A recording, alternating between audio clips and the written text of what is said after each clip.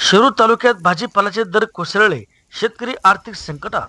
सध्या शिरूर तालुक्यातील शेतकऱ्यांना भाजीपाल्याच्या उत्पादनामधून मोठे आर्थिक नुकसान सहन करावे लागत आहे.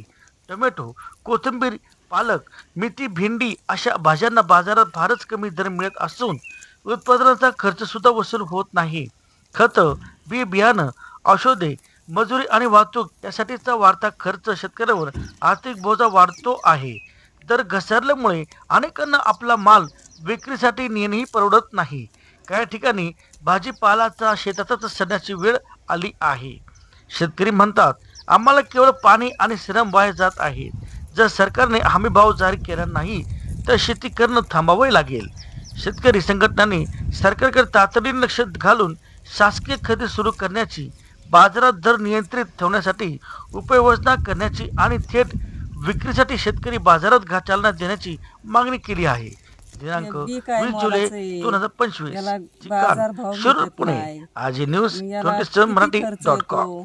बाया घेतल्या उपटायला तर त्याला बी मंजूर किती, आणि पाऊस आला की बाया पण निघून जातात.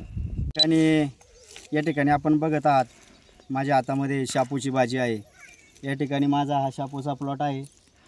पावसाने अक्षरशः या ठिकाणी प्लॉट खूप असा खराब झालेला आहे. भाजी या ठिकाणी बघा खराब झालेली आहे.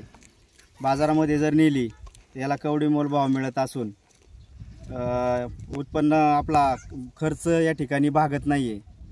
खर्च या ठिकाणी भाजीला जास्त 200 रुपये किलो बी असून त्याला या ठिकाणी वर खतं टाकावं लागतात, कोंबड खत टाकावं लागते, आणि मोलमजुरीसाठी या ठिकाणी माणसं भेटत नाही आहे, मजूर भेटत नाही आहे.